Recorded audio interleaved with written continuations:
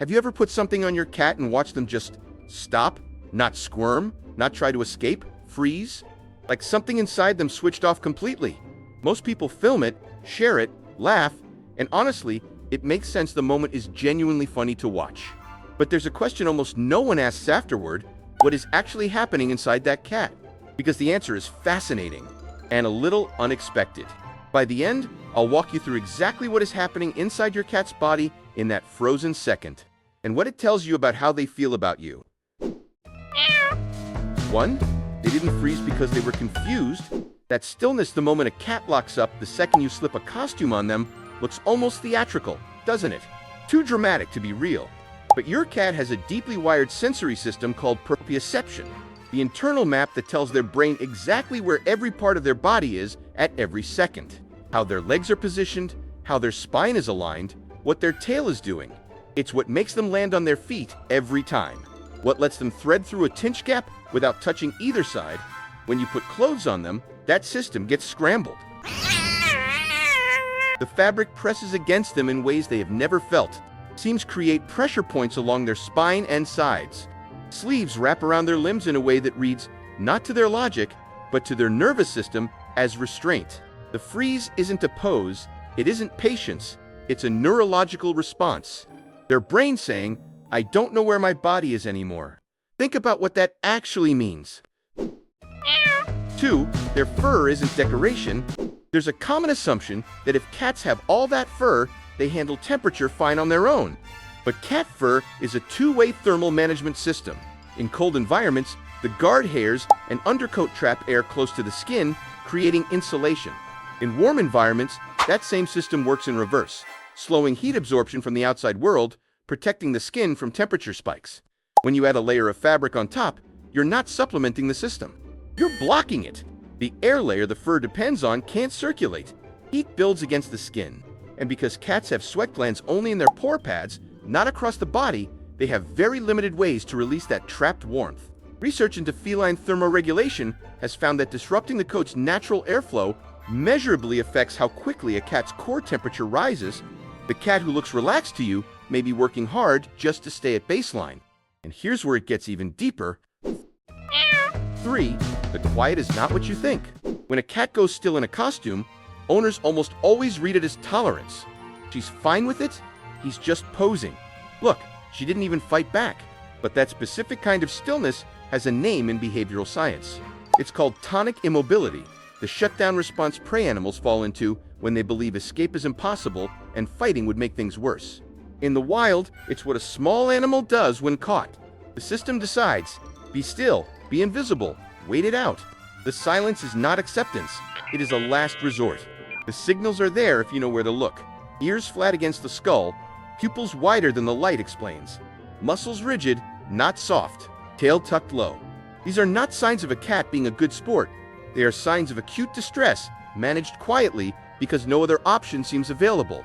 Research into stress responses in domestic cats has found that even brief physical restraint produces measurable spikes in cortisol, the body's primary stress hormone. The cat doesn't have to make a sound for the stress to be real. The body keeps the score either way. Where your cat is speaking, you just can't hear it. After the freeze wears off, if the costume stays on long enough, something shifts. Some cats begin to pace without settling. Some groom obsessively, running their tongues along the fabric edge over and over, trying to remove the sensation through the only tool they have. Some flatten against the floor and crawl, as though the clothes have physically lowered their ceiling. Some disappear. Every one of those behaviors is communication. Cats are not built to vocalize distress the way dogs are. Their language is built from posture, micro-movements, and timing. And when they're under real stress, that language intensifies. But most owners have never learned to read it. Here's something that surprises a lot of people. Cats don't meow at each other. The meow evolved specifically as a communication tool directed at humans. It developed in the presence of people, shaped to reach us.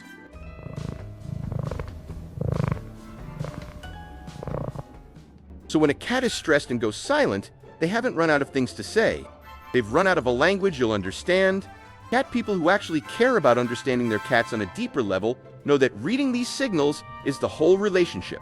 Subscribe if that's the kind of connection you want with yours. 5, the damage doesn't stop when the costume comes off. You take the costume off. Your cat shakes out their fur, grooms for a second, and appears to move on. You assume that's the end of it. But the nervous system doesn't reset like a switch. Cortisol lingers in the body for hours after the trigger disappears, and repeated exposure to the same trigger, the same bag being pulled out, the same box from the high shelf, begins to register as a threat long before anything touches them. Research into conditioned stress responses has found that cats can form aversive associations after as few as 1 or 2 exposures. That Halloween costume you've used 3 years in a row. On a physiological level, your cat may have learned to dread the season. Avoidance behaviors appear, leaving the room when you reach into a particular drawer, flinching at your hands, becoming harder to approach before a holiday. These aren't random, they are the result of a pattern your cat has decoded, one you didn't know you were teaching. The question is never just whether the costume causes harm in the moment, it's what you are writing into the relationship over months and years. 6. What dressing them up actually takes from them. People dress up their cats because they love them. That is completely real. No one does this to harm an animal they adore. But love and understanding are not always the same thing. What makes cats remarkable is that they were never fully tamed. Dogs were shaped by thousands of years of selective pressure to follow, to please, to align. Cats negotiated. They came close to human settlements on their own terms, gradually wove themselves into our lives, and never surrendered their independence. That independence is not attitude. It is the entire architecture of who they are. When you force something onto a cat's body without their consent, you're working against the foundation of your relationship with them. Their trust was not automatic. It was built through consistency, through thousands of small moments where you were safe and they chose to stay. Research into cat-human attachment has found that cats, whose owners respect their physical autonomy, bond more strongly, seek more contact on their own, and carry lower markers of chronic stress. Cats who are regularly handled against their will show the reverse. Every interaction is either building something or spending something. 7. What is actually happening inside your cat in that frozen moment? Here's what I promised you at the beginning. In the seconds after the fabric settles, the proprioceptive system sends a cascade of unfamiliar signals to the brain. And the brain, shaped over millions of years to read the body's position in space as a matter of survival, cannot reconcile what it's receiving. Something is covering the back, pressing against the ribs, wrapping the neck, something that was not there a moment ago. The nervous system defaults to one setting, threat. Cortisol rises within seconds, heart rate increases, the muscles lock, not from calm, but from a system that has decided freezing is safer than moving. Because moving might alert whatever has caught them that they are still alive. And the whole time, your cat is looking at you because you are their person, the one they chose, the one they bring small offerings to in the early morning and trill at when you walk through the door, the one they trust with their sleep. In that moment, from inside their body, in the only language they have left, your cat is sending you one signal as clearly as they know how. I don't know what's happening to me. I need you to make it stop. You don't need a costume to celebrate your cat. They are already woven into your world completely in the way they find you across a room, in the way they arrange themselves just close enough to feel your warmth, in the way they trust you with their sleep. In the life of a creature built around vigilance and survival, choosing someone to sleep beside is not a small decision. It is the whole decision.